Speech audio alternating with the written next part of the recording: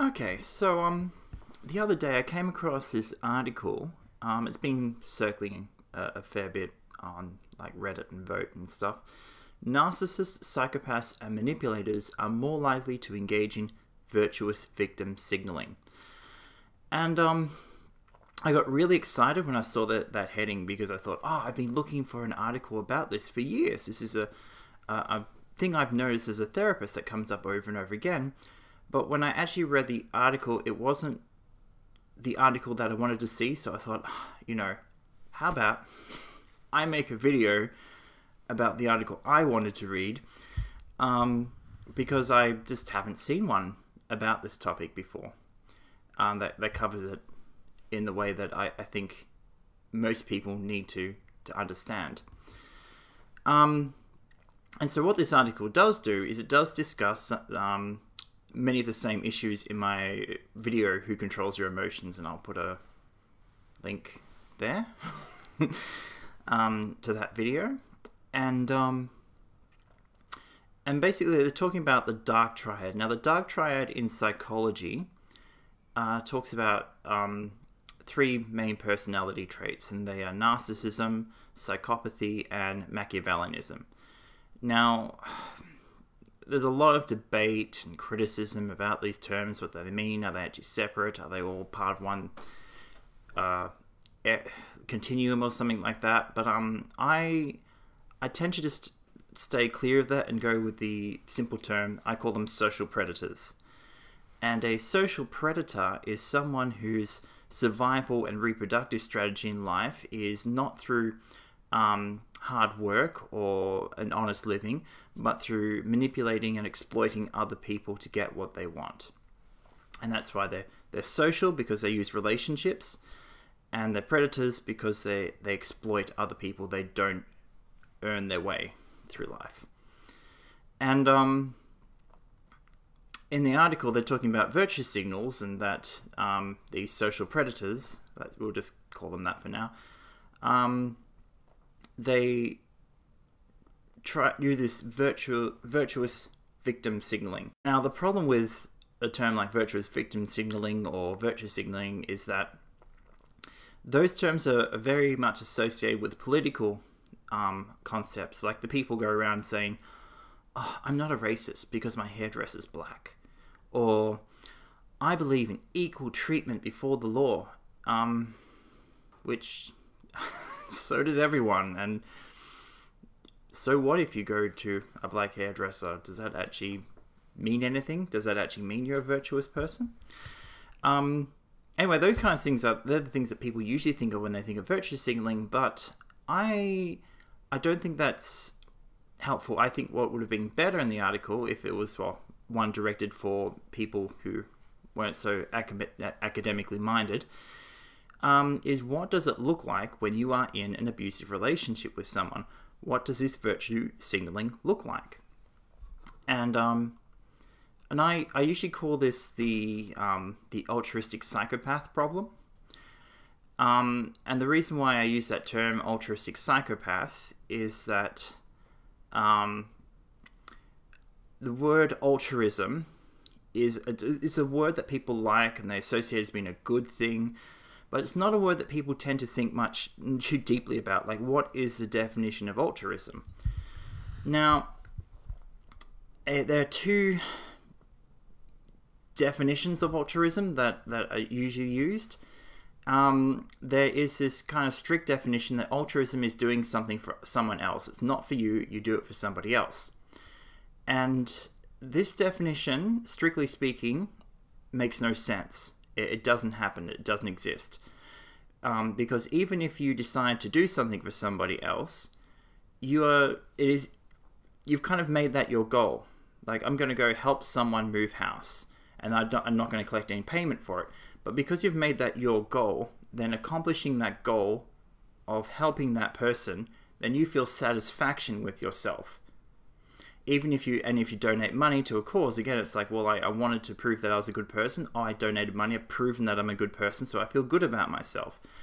There is actually no action you can take voluntarily that is altruistic, because as long as it's you choosing to take that action, you are going to get some kind of reward for it. And it was you that wanted it, not the other person that necessarily wanted it. And so this very strict definition of altruism, it actually runs into the danger of becoming something really sinister, where it's like the only way you can do something good is if that goodness is extracted from you under duress, by force. Then you are actually a good person by allowing someone to exploit you. Now that is the I guess you could say the bad definition of altruism. But a more reasonable definition of altruism is realizing that helping other people is also helping yourself. And this is a definition that I would, if I was to use the word altruism, I would probably, without specifying which one, I'd be talking about this one. Like, I would say, it's not helpful for us to have lots of poor people, people living on the streets and unemployed, or drug addicts. I don't think that's helpful, because they would turn into a class of predators and they'd be unstable for society. So I think things like donating to charity to help these people get off the streets, get a job, get off drugs, and to live productive lives, I'd say that's money well spent, and I'd be happy to donate to charities that do these things. Now, that's me just realizing that my well-being is connected to their well-being. By me taking care of those poor people, I am reducing the risk of there being civil unrest. I'm reducing the chance of being mugged, or reducing the chance of friends and family members being robbed or mugged. So that kind of altruism is just really seeing that the needs of others coincide with my own needs, or my own desires for happiness. So that is what I would consider to be a healthy version of altruism. And again, it's like, if I help someone in a relationship and help them out when they've had a hard time, well, then maybe they'll help me out when I'm in a hard time. So again, that's a kind of practical altruism, but that one's much more realistic. Whereas the other type of altruism is completely unrealistic and leads to some sinister places.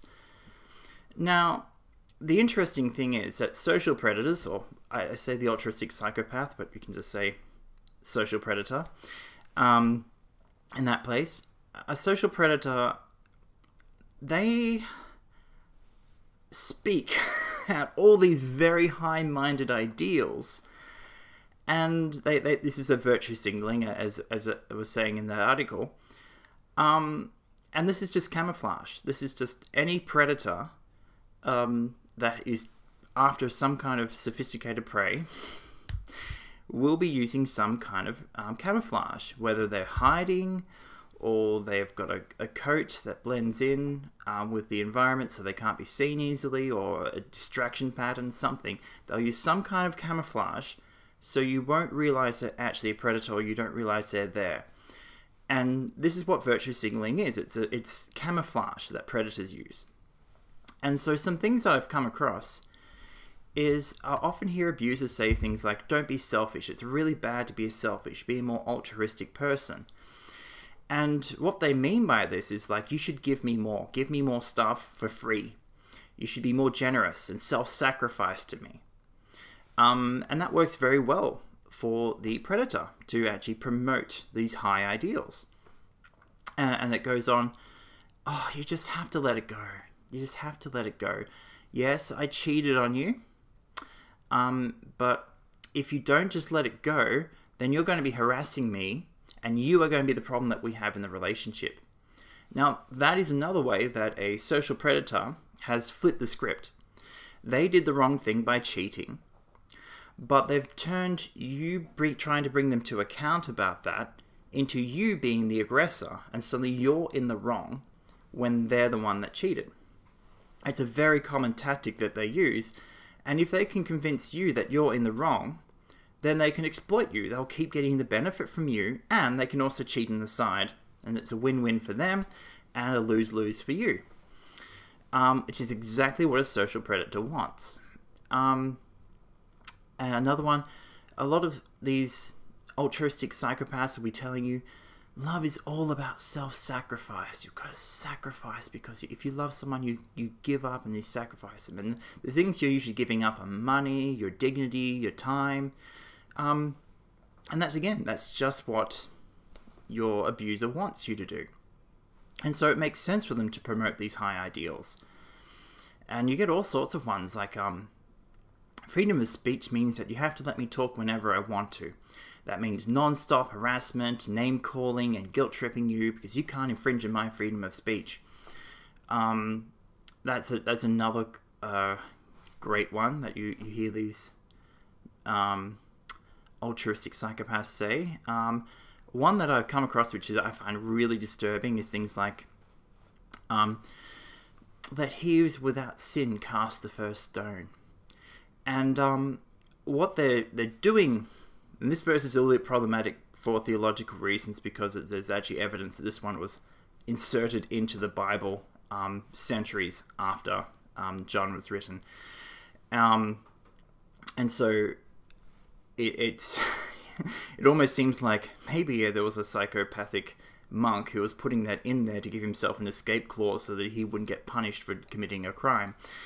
And that's a whole other commentary there, but when I've seen this used, it's really bad, because what they're saying is that, yes, I've done the wrong thing, I've exploited and abused you, but you can't hold me to account. You cannot make me say sorry, admit that I was wrong, and give you reparations, because that makes you a bad person. And they can even go so far as to say, you need to turn the other cheek, because otherwise God will hate you, and God will curse you because you didn't forgive me. And this is a really vicious attack that I've seen social predators use. And they go on and on about, yeah, you have to forgive and forget, and they say, oh, relationships are really hard and hard work, and yeah, you're struggling because you have to carry my weight as well.